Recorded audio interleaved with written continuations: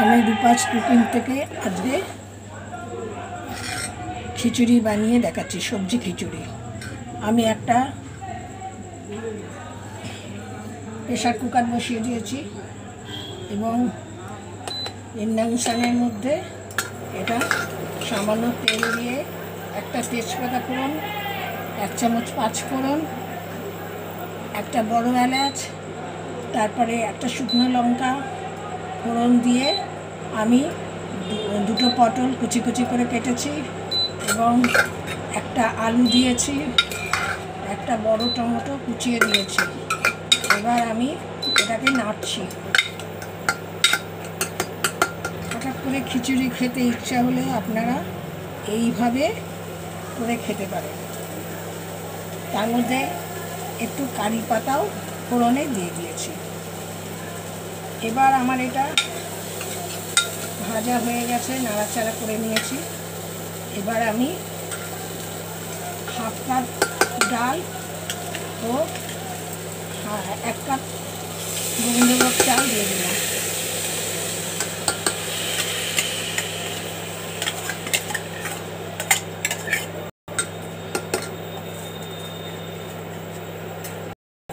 ডালটা ধুয়ে রেখে দিয়েছিলাম, এবার দিয়ে দিলাম।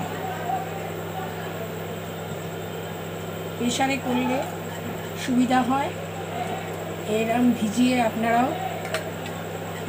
গ্যাসের মধ্যে বা ইন্ডাকশনের মধ্যে কড়াইয়ের মধ্যে করতে পারেন।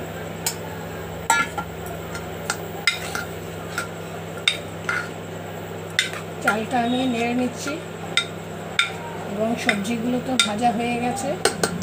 চালে ডালে সব একসঙ্গে করে দিলে খুব তাড়াতাড়ি এটা খেতে ভালো হয়। এর মধ্যে 1 চামচ চিনি দিয়েছি, 1 চামচ নুন দিয়েছি, 1 চামচ হলুদ, 1 চামচ জিরে, একটু শুকনো লঙ্কা ও এগুলো দিয়ে আমি মশলাটা দিয়ে দিলাম।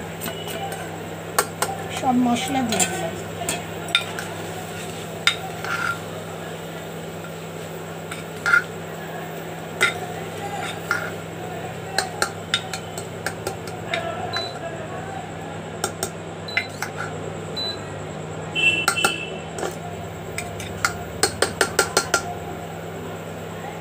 কারি পাতা দেওয়ার জন্য গন্ধটা ভালো হয়েছে।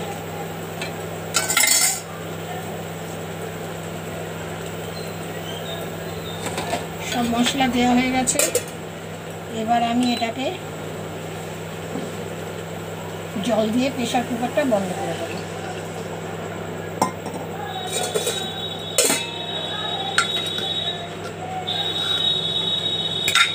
চটজলদি নিরামিষ খিচুড়ি খেতে ইচ্ছা করলে আপনারা এইভাবে বানাতে পারেন। সব কিছু একসঙ্গে দিয়ে নেড়ে চেড়ে 2-3টে অন্তত শিশি দিতেই হবে।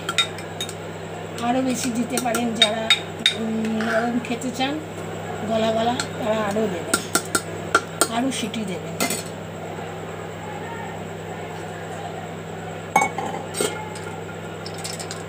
এবার আমি প্রেসার কুকারটা বন্ধ করে দিলাম।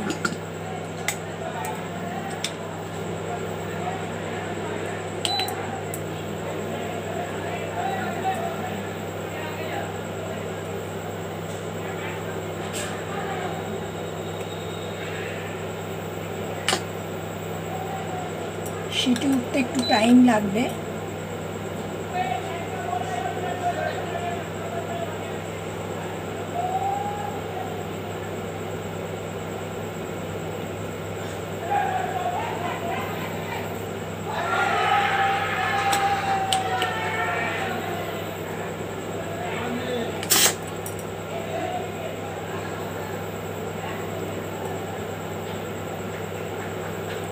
এইভাবে আপনারা চটজলদি খিচুড়ি খেয়ে দেখতে পারেন, করে খেয়ে দেখতে পারেন। আমি রূপাস কুকিং থেকে এই রেসিপিটা আপনাদেরকে শেয়ার করলাম। আপনারা চটজলদি খিচুড়ি খেতে ইচ্ছা করলে বা কোনো সময় উপোস করেছেন, হয়তো কোনো বার আছে, সোমবার, মঙ্গলবার, বৃহস্পতিবার, এই সমস্ত শনিবার, আপনারা এইভাবে নিরামিষ খিচুড়ি করে খেতে পারেন। নামিয়ে একটু গরম মশলা ও একটু ঘি ছিটিয়ে দেবেন। যারা এই ঘি খায় না তারা ঘি দেবেন না, সাদা তেলে রান্না করতে পারেন, সর্ষের তেলে রান্না করতে পারেন, যে কোনো তেলে বা ঘিয়ের ফোড়ন দিয়েও রান্না করতে পারেন, বা বাটার ছিটিয়েও দিতে পারেন। আমার সিটিটা এবার উঠবে।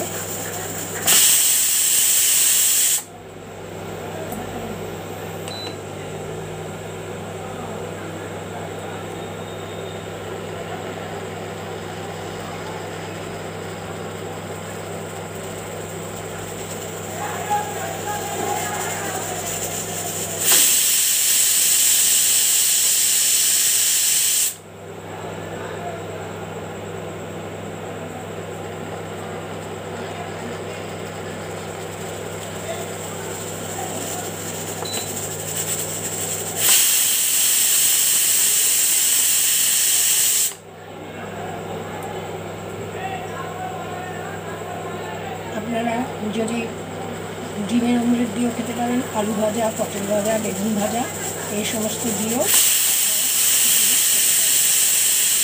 রান্না করা খুবই সোজা যদি আপনারা প্রেশার ব্যবহার করেন। আমি প্রেশারেই করি, আমি ভাত টাত সবই প্রেশারে করি।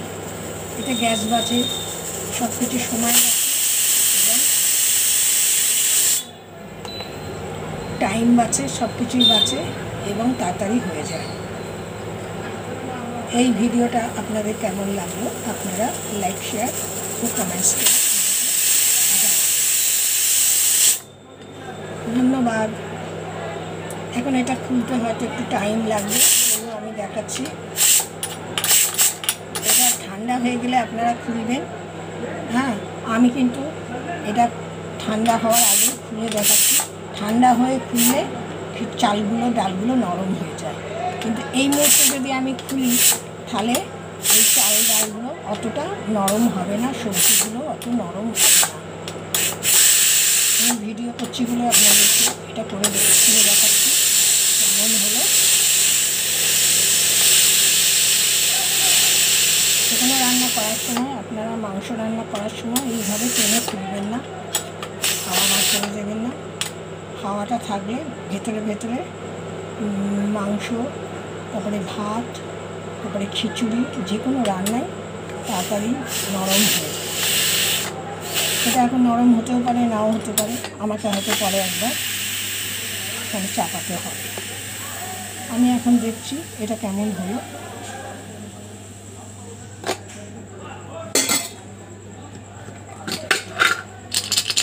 আমার এটা মোটামুটি ভালোভাবেই হয়ে গেছে। আমি আর একটু গন্ধের জন্য কারি পাতা ছিটিয়ে দিলাম।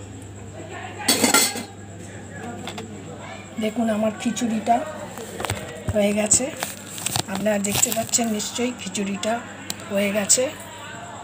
আমি দেখালাম খিচুড়িটা কীরকম হয়েছে।